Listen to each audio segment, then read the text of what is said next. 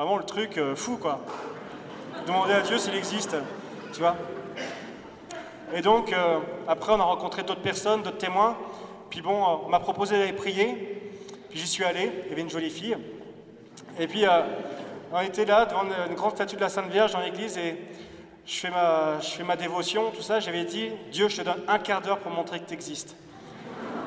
Un quart d'heure. C'est un peu plus que Pierre, et c'est un peu moins que les 2 heures. Donc,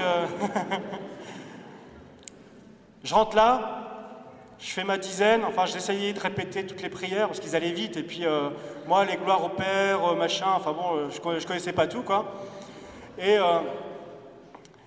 donc, je m'étais mis comme ça. Parce que je me souvenais quand j'étais petit, j'avais les mains serrées comme ça, les yeux pareils, à genoux devant le lit comme ça, puis avec ma grand-mère, on avait une petite boîte musicale de la Sainte Vierge, avec, enfin voilà, quoi. Je me mets comme ça. Et puis j'entendais derrière des gens qui arrivaient, qui s'asseyaient, un peu comme ici, quoi.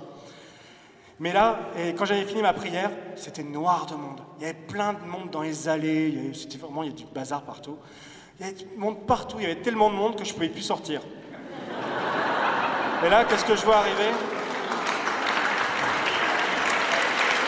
Attendez.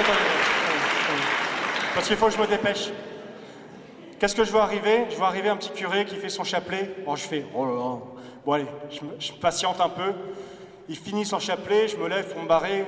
Il bouge pas, j'en fais un deuxième. Ils en font un deuxième. J'étais là, oh là là, mon Dieu. À la fin du truc, je fais...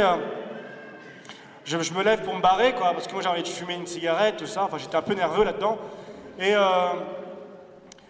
je vois rentrer 50 prêtres. C'était la messe. Une bonne messe. En croate et en latin. Rien compris. Mais il y avait la parole de Dieu qui était en français. Et c'était la parabole, la parabole du fils prodigue. C'était moi. C'était tout craché, quoi, moi.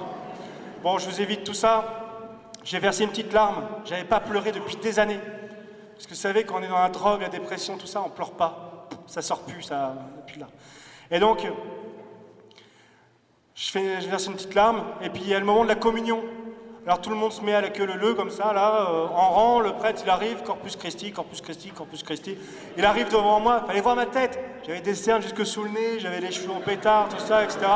Le prêtre il me fait Corpus Christi, il met l'hostie dans la bouche, j'ai même pas le temps de dire amen. Mais c'est pour vous dire l'urgence que Dieu a à venir dans ton cœur.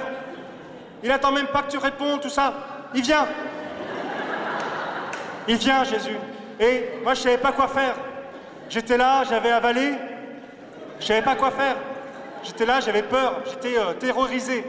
Et je regardais les gens à côté de moi, ils avaient les yeux fermés, assis, à genoux, debout, tout ça. Alors je me mets assis. Et là, je commence à avoir mon cœur qui chauffe. Puis à entendre, boum, boum, boum, boum, boum, boum, boum. Puis j'entends, je t'aime, je t'aime, je t'aime, je t'aime. Et ben, je pleurais. Et puis d'un coup, j'ai eu une image. Et cette image, j'ai vu 2 bras. Je vous la communique pour vous dire qu'il ne faut désespérer de personne. J'avais 2 bras, et sur un des bras, il y avait une seringue. Et je regardais dans mon image à qui appartenait ce bras avec la seringue. C'était pas le mien. Et je regardais, c'était le bras de Jésus. Et il me regardait, et avec sa couronne d'épines, et il avait du sang, et il me dit, t'aurais pas pu supporter. C'est que quand moi j'étais dans la drogue, dans la pire des moments de la drogue, la violence, tout ça, etc., Jésus était là présent avec moi. Et il a pris sur lui cette mort que je m'injectais. Il a pris sur lui ça. Et pour moi, c'est le mystère de la croix dans ma vie. C'est que Dieu était là.